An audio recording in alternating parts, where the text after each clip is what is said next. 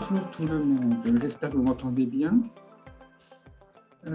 Exceptionnellement, je remplace François Solette-Siwai.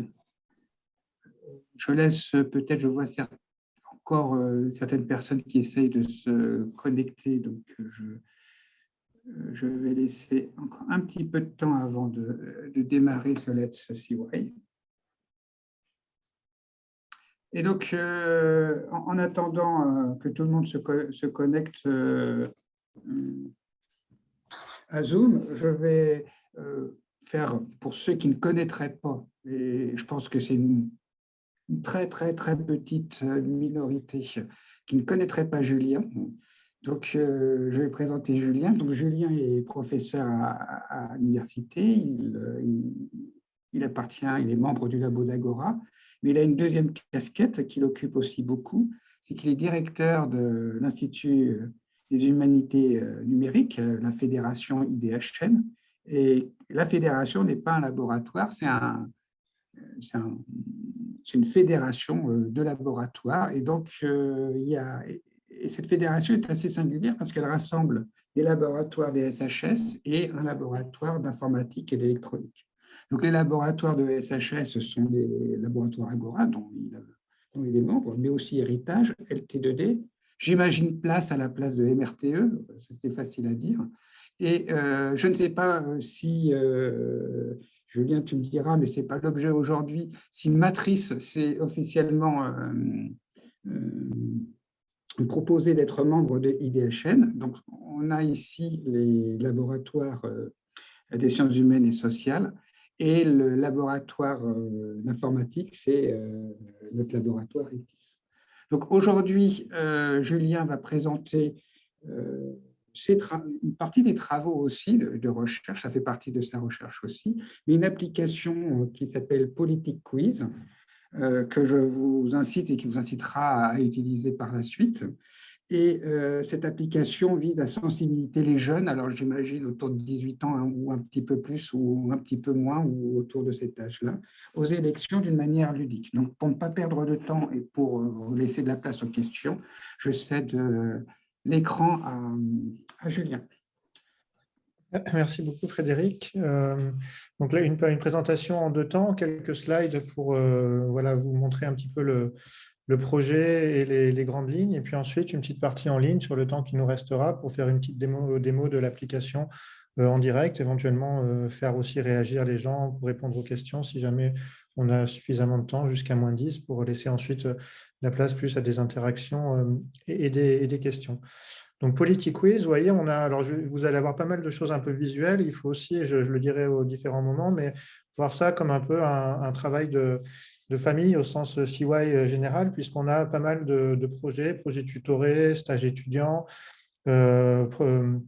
SAE dans le cadre de l'IUT, donc les nouvelles approches par compétences, puisque je suis aussi rattaché à l'IUT, qui ont contribué à différents moments et à différents niveaux pour l'identité graphique, pour la réalisation de petits supports de communication, le développement, etc. Donc, c'est quelque chose d'assez fédératif aussi, par extension, par rapport à ce que Frédéric a dit au niveau de l'IDHN. Donc, la short team, sinon, pour ce Politic Quiz, on a d'autres personnes qui gravitent sur d'autres aspects, mais voilà, on est 4 principalement sur l'aspect quiz, donc pour rendre hommage à mes contributeurs, enfin camarades, puisque je présente, mais c'est un travail d'équipe. Donc, moi-même, évidemment, Jérémy Demange, qui est ingénieur d'études à l'IDHN, recruté dans le cadre de divers projets financés par la région et qui voilà, nous permet depuis plusieurs mois et voire années de développer des projets et qui a été prolongé là, pour quelques mois grâce au service de la recherche. Et donc, je remercie aussi CY pour nous avoir permis de pouvoir aller jusqu'au bout de ce projet sur l'élection présidentielle. Rose Moreau, qui a été recrutée dans le cadre d'un projet ANR sur des questions d'analyse du discours politique et qui contribue du coup à certaines analyses et à la production de questions. Et puis Lise Pernet, qui est doctorante dans le cadre des financements PhD région et qui travaille sur la notation et les analyses dans le cadre de la présidentielle, puisque ça fait partie aussi de son corpus de thèse. Voilà, donc c'est une équipe qui permet d'essayer de faire au mieux pour ce contexte de l'élection qui arrive à très grands pas. Alors, Voilà. Donc, l'Institut des humanités numériques, c'est une structure fédérative, hein, très rapidement, en humanités numériques, mais c'est important de pouvoir le mentionner. Comme ça permet aussi peut-être de susciter des intérêts au niveau de CY et d'autres collègues qui ne connaîtraient pas. Alors, qui est né justement de ces relations avec la région et le domaine d'intérêt majeur, sciences du texte et connaissances nouvelles. Au départ, donc LT2D et Agora, puisque je travaillais en binôme avec Catherine Maillot à l'époque dans le cadre de ce DIM.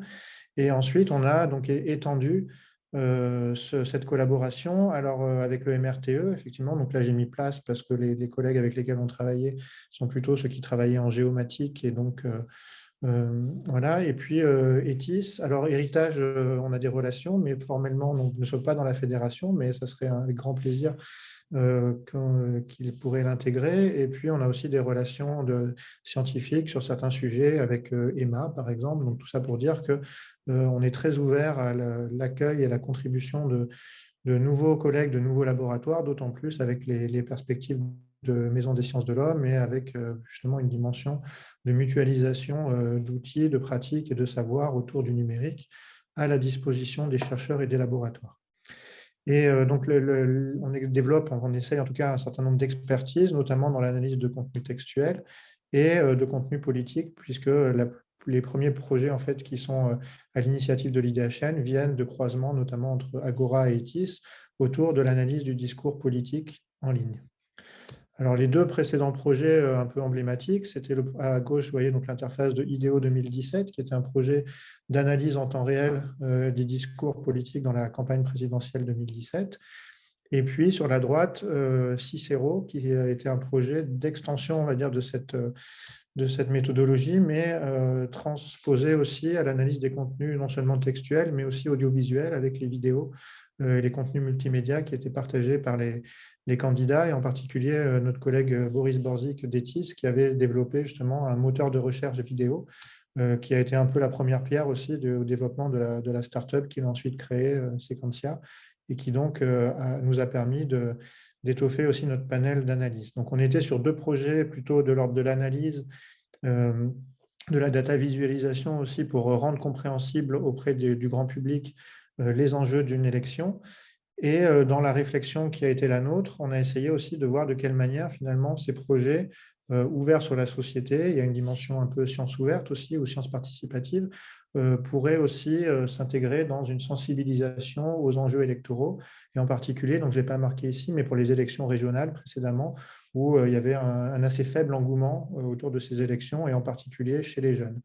D'où l'idée de rendre ludique finalement nos applications, ou en tout cas une partie de celles-ci. Et donc est venue l'idée de faire le Politique-Quiz, c'est-à-dire de créer un jeu à partir des corpus électoraux sur lesquels on travaille en contexte électoral, et de pouvoir mettre à profit finalement les travaux qu'on développe à l'IDHN, mais ensuite de les transférer aussi d'une manière ludique pour que les gens puissent jouer avec. Donc vous voyez, on fera la démonstration tout à l'heure, mais une interface assez simple, assez intuitive aussi, dans lesquelles on va avoir donc des comptages de points, on va avoir des rubriques sur lesquelles on va pouvoir cliquer et ensuite répondre à des séries de questions.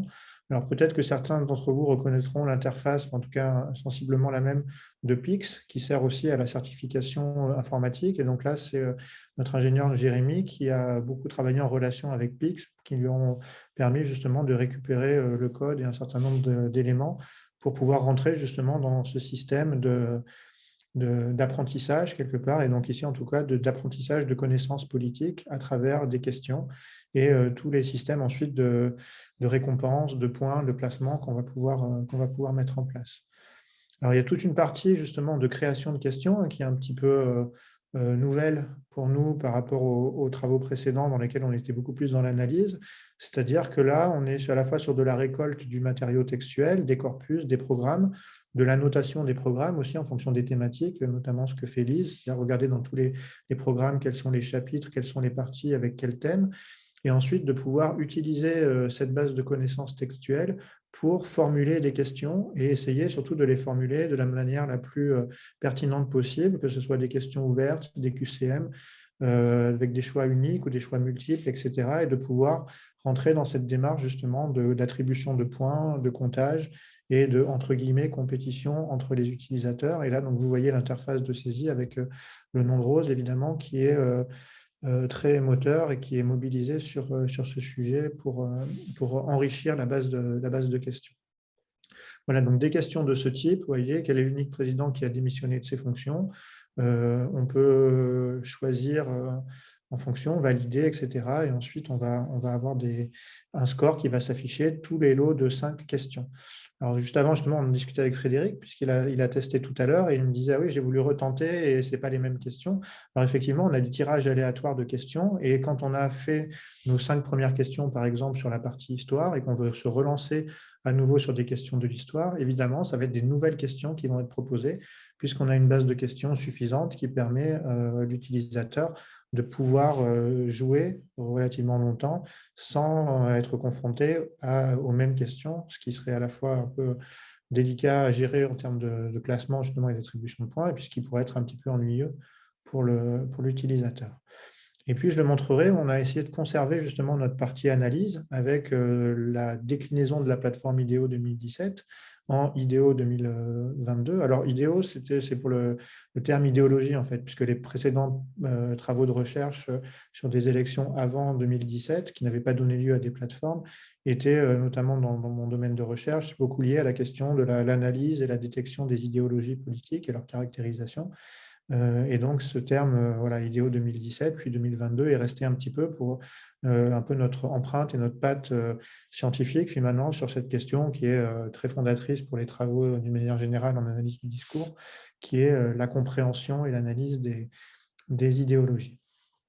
Donc, si jamais à l'issue de ce petit Let's CY, il y a des questions, n'hésitez pas à nous contacter, ou Jérémy ou moi. Donc, Jérémy plutôt sur la partie éventuellement technique, s'il y a des questions particulières, des questions générales sur le projet à moi ou nous deux.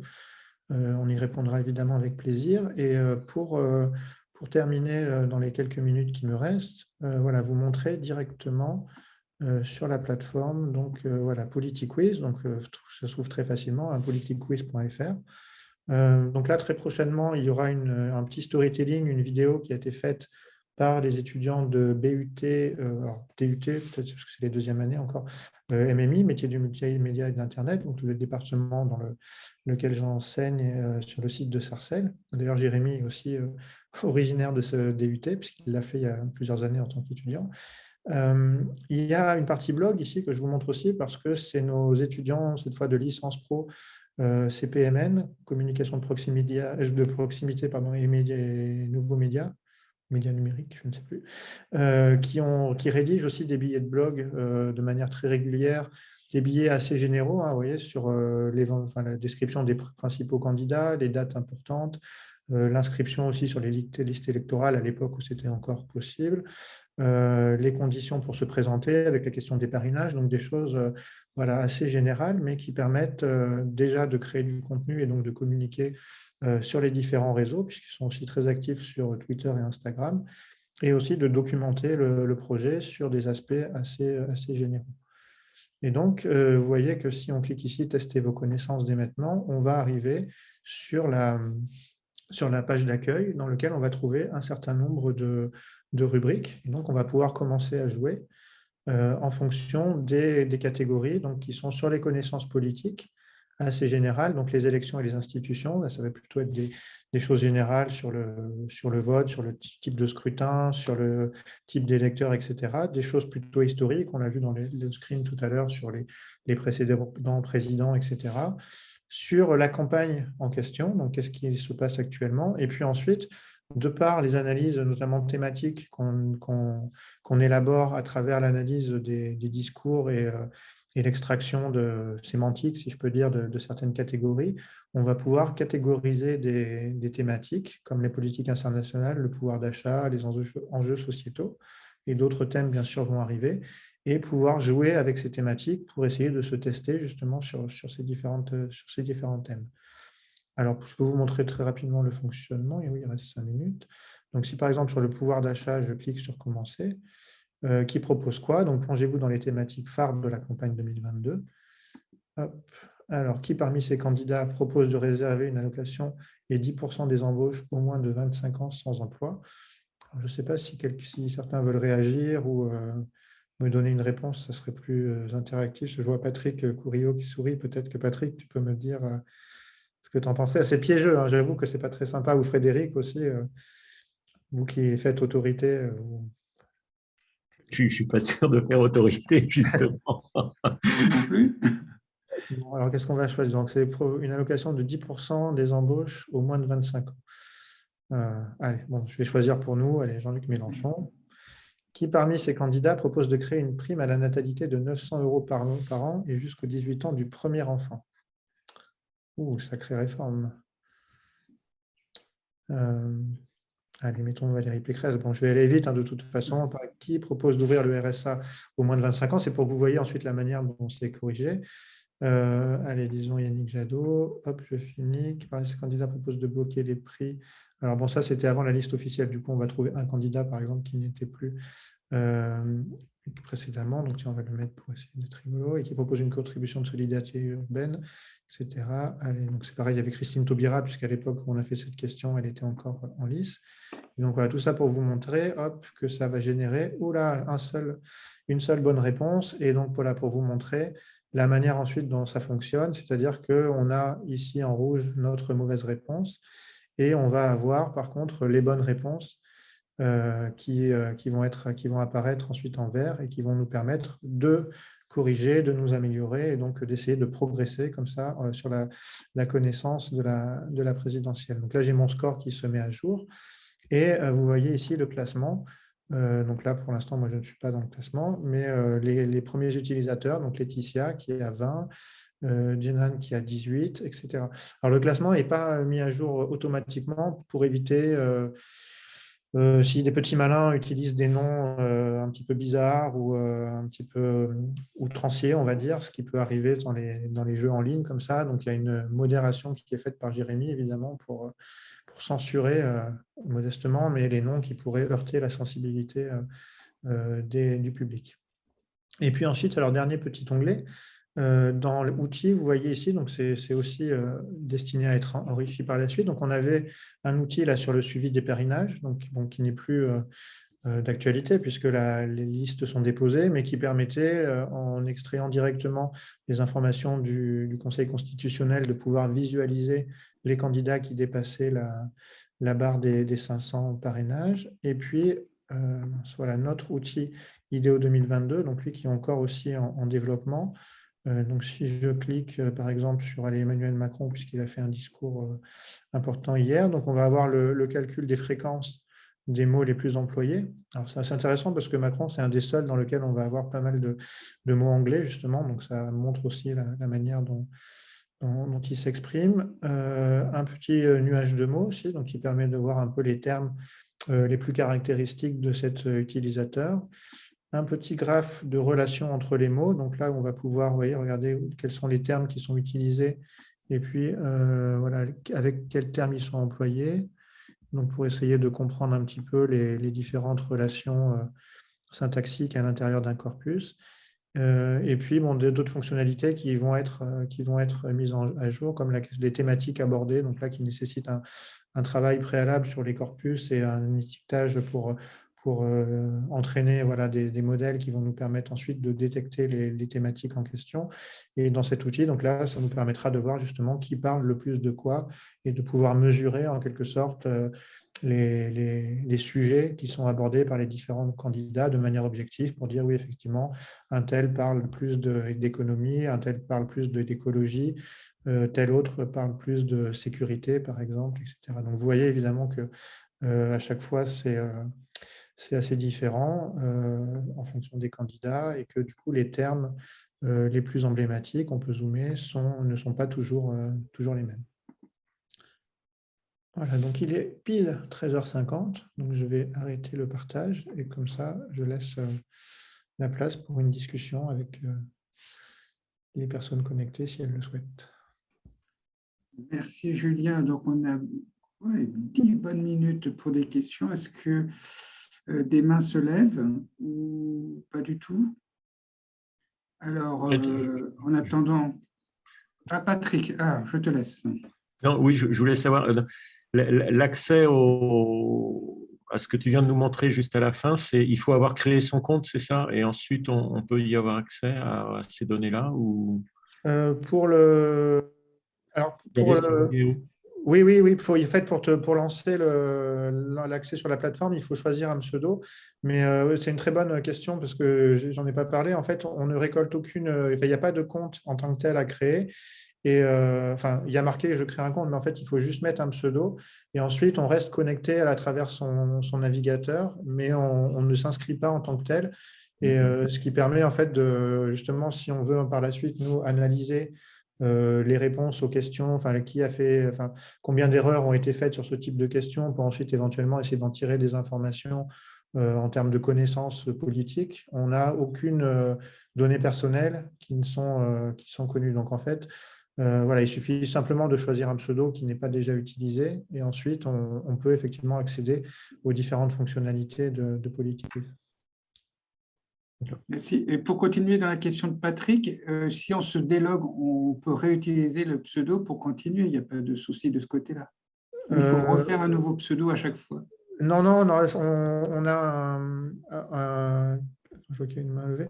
En fait, on a un QR code qui va être donné aussi accessible et qui va permettre en fait de se reconnecter sans avoir justement à se réidentifier avec un mot de passe, avec un email, etc.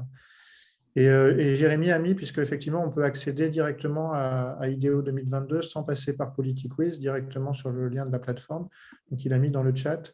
Voilà ce qui vous permet, si vous voulez simplement consulter les analyses sans passer par la partie questionnaire, vous pouvez aussi le faire avec ce. Merci. Je vois deux mains levées, donc Hervé et ensuite Marie. Dans l'ordre, ça doit être Hervé. Bonjour Hervé.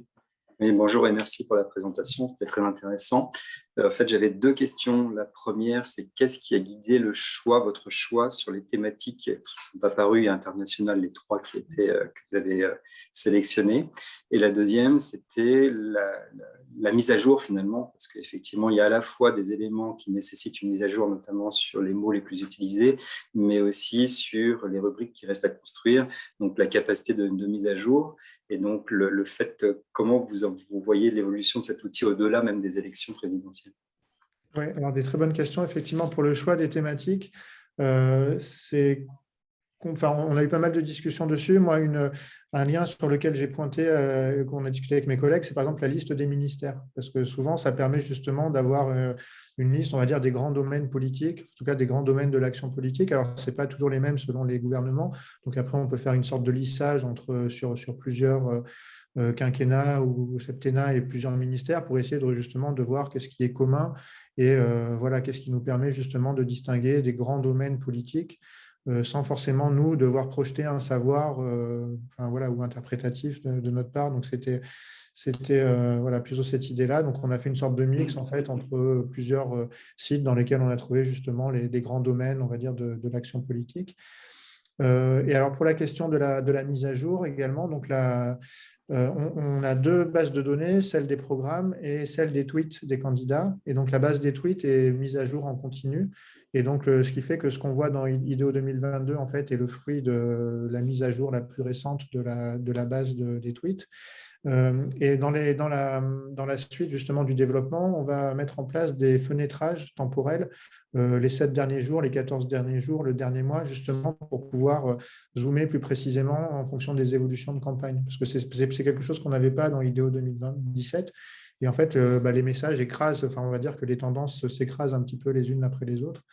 Et donc là, justement, on va permettre de pouvoir faire des petits focus pour voilà, avoir une vision à différents niveaux. Voilà. Et en tout cas, par rapport à votre question, la mise à jour, c'est voilà, quotidienne. En fait, tous les nouveaux messages sont agrégés. Et par contre, c'est vrai que certaines questions ont été rédigées à l'époque, avant la fin des parrainages. Donc après, se pose la question, est-ce qu'on les supprime ou est-ce que malgré tout, puisque la campagne, c'est un peu le paradoxe, c'est que la campagne était déjà là sans forcément que les candidats soient officiels. Donc ça c'est à discuter, mais voilà, en tout cas, les réponses. Merci Hervé. Marie, tu as posé une Tu avais levé la main. Oui, merci, c'est très intéressant. Effectivement, vous avez déjà répondu à ma question. J'avais la première question, bien sûr, comme beaucoup de gens, sur l'anonymat des réponses. Et puis, simplement, j'avais entendu parler il y a quelques temps déjà d'une application qui a pas mal tourné, qui s'appelle Élysée, je crois. Ouais, J'ai pas été. Hein. Et justement, je voulais avoir des infos, votre positionnement par rapport à est-ce que s'il y a un rapport, est-ce qu'il y a plusieurs Non, alors, choses concomitantes, tout simplement? ouais, alors c'est plus une application qui fait un peu analogie, je pense, avec les applis de rencontre, ce genre de truc, enfin, où il faut swiper pour dire si on aime ou si on n'aime pas. Ou... Je ne l'ai pas fait. Non, moi non J'en ai plus, juste entendu mais pas mal c'est ce que parler. j'en ai, c'est ce que voilà, on en a parlé aussi entre nous parce qu'on l'a vu effectivement, et puis des gens nous l'ont pointé, notamment parce on va bientôt sortir normalement des billets avec The Conversation, et du coup la rédactrice nous avait dit voilà, vous connaissez ça, etc. Alors ils ont eu un peu un moment bad buzz parce que justement ils n'étaient pas très carrés au niveau de la RGPD, enfin, les données personnelles dont on a parlé, voilà, donc il y avait et puis surtout leur code source apparemment était accessible aussi assez facilement. Et alors, c'est pas un projet scientifique, enfin, c'est plutôt un projet justement Oui, basé sur tout à des fait. sur des anecdotes ou sur des associations, et en fait où enfin, c'est pareil, moi, mon fils l'a fait aussi, hein, et donc je sais pas, ça lui sort des choses qu'il trouve assez enfin, amusantes par rapport à ce que lui aurait pensé de la manière dont ces réponses auraient donné quelque chose. Mais voilà, c'est plutôt par analogie en fait à des choix. Ça doit faire des ajustements par rapport à ce que les candidats ont dans leur programme. Et en gros, ça vous dit quel est le trio de candidats dont vous êtes le plus proche en fonction de vos réponses. Voilà, donc c'est plutôt quelle est votre position politique, on va dire, en fonction des choix que vous faites sur certains sujets, ce qui n'est pas du tout notre cas. Enfin, c'est très intéressant, c'est amusant, puis ça a pas mal de succès, hein, c'est sûr. Voilà, nous, on est beaucoup plus sur le côté apprentissage, on va dire, d'où au fait le recours aussi à l'interface de PIX. C'est-à-dire, alors, ce n'est pas une certification en connaissances politiques, mais on est un peu dans cette idée-là que voilà, on va faire jouer les gens, mais en même temps qu'ils ils vont apprendre des choses. Et puis, cette relation qu'on espère là, finaliser bientôt, puisque l'élection approche, entre IDEO et PolitiQuiz. C'est-à-dire qu'avec IDEO 2022, j'apprends des choses sur les candidats en regardant les mots les plus utilisés, les thématiques, etc. Et ensuite, je vais tester mes connaissances. Et inversement, je teste mes connaissances sur PolitiQuiz. Comme tout à l'heure, ah mince, je n'ai pas beaucoup de bonnes réponses. Du coup, je vais aller me perfectionner en allant utiliser un outil qui analyse les programmes et les tweets des candidats, et donc qui peut m'apprendre des choses. Voilà, donc ça va être accessible principalement aux étudiants, j'imagine, mais est-ce que en dehors de la fac? C'est accessible à tout le monde. Hein, l'interface, comme j'ai mis, est en ligne. C'est politicquiz.fr. Vous pouvez aller dessus. Après, justement, un peu le nerf de la guerre. Là, pour l'instant, on communique. Enfin, là, c'est en finalisation, on va dire, de mise en ligne, etc. Donc, après, l'objectif, c'est aussi de communiquer dessus, de voir si on peut voilà, avoir des relais, soit dans des classes, dans des lycées, par exemple. Alors, toujours pareil, parce que les classes dans les lycées, du coup, les lycéens ne votent pas forcément, donc, ou avec des L1, par exemple, s'il y a des collègues responsables de L1 que ça intéresse, voilà, n'hésitez pas pour relayer.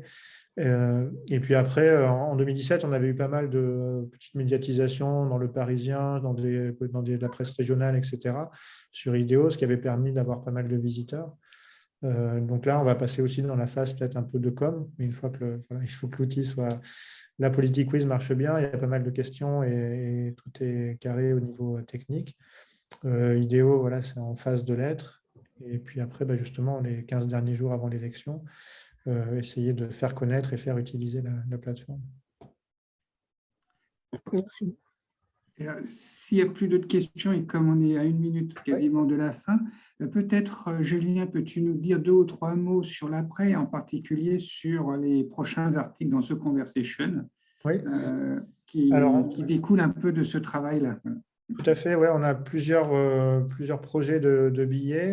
Donc le premier qui les intéresse le plus, enfin pour à court terme, c'est justement sur la plateforme d'analyse, donc la partie IDEO 2022, pour montrer comment est-ce que cet outil peut permettre aux utilisateurs justement de comparer les candidats, quels sont les mots qu'ils utilisent, quelles sont les thématiques qu'ils mobilisent, quels mots sont associés à quels mots, etc. Donc voilà, on va avoir un premier là-dessus. Et puis, on va en avoir au moins un deuxième sur le côté justement plus sciences ouvertes ou sciences participatives. Alors ça, c'est des questions qui nous demandent un peu plus de temps et puis dans un second temps, qui vont peut-être être, c'est pas des questions en fait qui sont vraies ou fausses, mais ça va être des questions où on va demander justement aux gens d'expliquer ou de justifier un certain nombre de choses en fonction de marqueurs linguistiques qu'on aura identifiés comme étant pertinents. Par exemple, là, on a remarqué qu'il y a des choses intéressantes autour de grands remplacements, puisqu'on a des détournements avec grands remplacements de chaudière, où on a grand remplacement, enfin, et d'autres, où on a toute une série aussi de surenchères avec les dérivés ancides, écocides, féminicides, etc. Donc ça, c'est des sujets linguistiques qui nous intéressent. On aimerait comprendre comment les gens les perçoivent et en quoi ces batailles sémantiques, en quelque sorte, sont efficaces ou non dans le contexte d'une élection. Donc, on va essayer justement de partir de ces analyses un peu scientifiques que nous, on fait en back-office derrière pour essayer justement d'en générer des questions pour nous permettre d'avoir la perception sémantique et linguistique des gens, des électeurs, qui pourraient nous dire justement, voilà, je me reconnais là-dedans, dans cette nomination, je ne me reconnais pas dedans, etc., pour ensuite alimenter aussi, nous, nos propres travaux, finalement, après la campagne. En tout cas, donc, ça serait une dimension voilà, un peu plus science ouverte, au sens où on fait participer les usagers dans notre compréhension d'une élection à travers ces discours. Voilà, il y a un courant qui s'appelle la linguistique populaire ou la folk linguistique, justement, où les chercheurs travaillent sur les représentations profanes des sujets sur la langue. Et c'est un peu cette idée-là, justement, c'est-à-dire comment est-ce que les électeurs, qui ont aussi une conscience linguistique, évidemment, ressentent les discours et qu'est-ce que ça provoque chez eux. Et du coup, qu'est-ce que chez nous, linguistes, ça doit pouvoir dire de l'élection. Merci Julien, on arrive au terme de ce Let's See Why, donc ça me permet aussi de vous encourager toutes et tous à lire The Conversation. Il n'y a pas que Julien qui publie dans The Conversation, il y a un ensemble d'enseignants-chercheurs de notre université qui publie, c'est ouvert à tous. Je vous remercie de votre présence aujourd'hui. Je remercie évidemment Julien pour son exposé et puis au prochain Let's See Why. Au revoir et bon après-midi et bon week-end. Merci.